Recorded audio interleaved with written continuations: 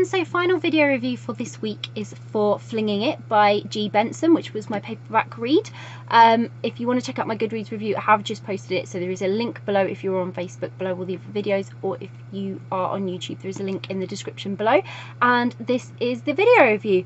For any of you that didn't see the introduction video last week, this is what the book looks like. It's amazing, go and check that out. And like I say, video review. So Flinging It by Benson. Oh my god, I am so obsessed with this book, like properly obsessed. I have been thinking about it since I finished reading it, because the characters have just got in my head and I love them for it, but I'm like, oh my god, I can't concentrate. So I picked up this book at Elcon in August after I heard Benson talking on a panel along with a couple of other authors, one of them being Wendy Hudson, and they were talking about how they don't write the happy ever afters and you know, romances in a normal way that is expected. They always have some sort of conflict in there or something that's a little bit controversial, and as soon as I heard that, like, I knew I was gonna have to buy one of Benson's books and read them. And I'm so glad I did, because this book was absolutely amazing. It was my first book by Benson, and it won't be my last. I am like totally addicted.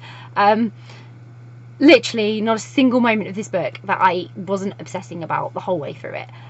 Everything was perfect. The characters, just the setting, their relationship, how it comes to be, everything was just amazing.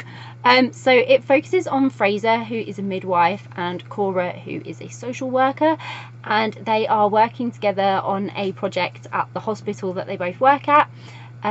Cora is a very complex character. She is stuck in a marriage where she is slowly realizing she's not very free and she's not very happy, and Fraser is, how can I put it, she doesn't want to not go dating, but she doesn't really want to go on any of the 4 dates that her friends want her to go on, because, you know, the past and bad situations. So they sort of, whilst they're working together, Cora kind of realizes she has some feelings and attraction towards Fraser, and it's all very liberating for her. And that's what I mean, like, this book was just like so controversial, but it was so good, because she goes exploring all these feelings and stuff while still being married to her husband.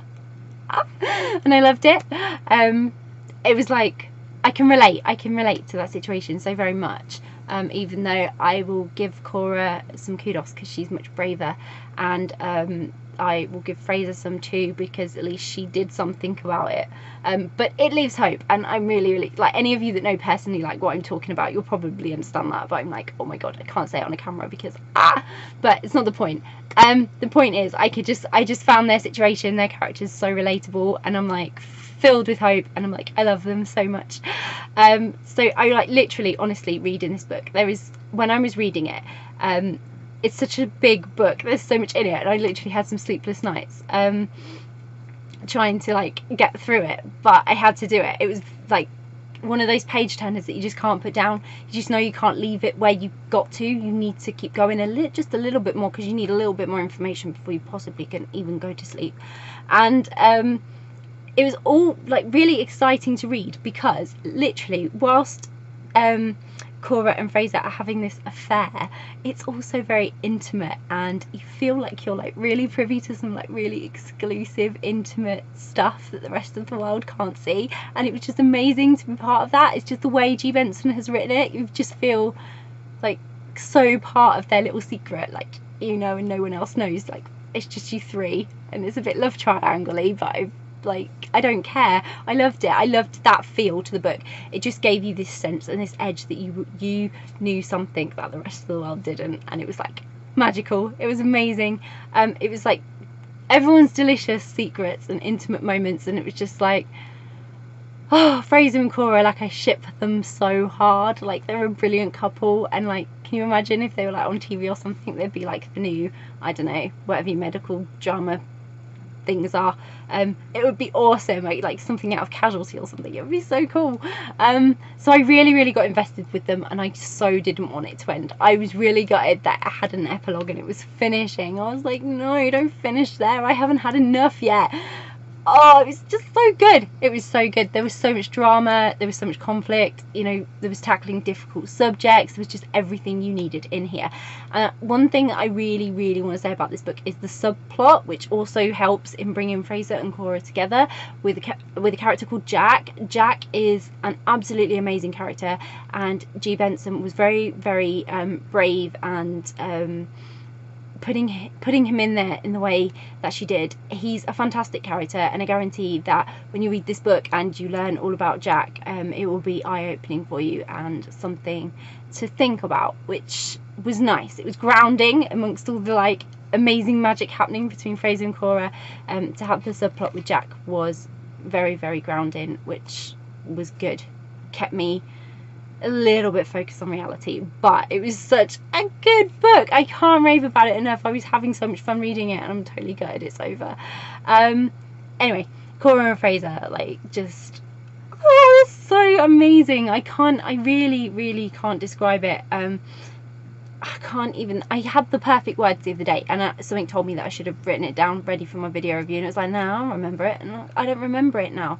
But there's just something so intimate and cozy and fluffy, but dangerous and exciting about their whole situation and their relationship.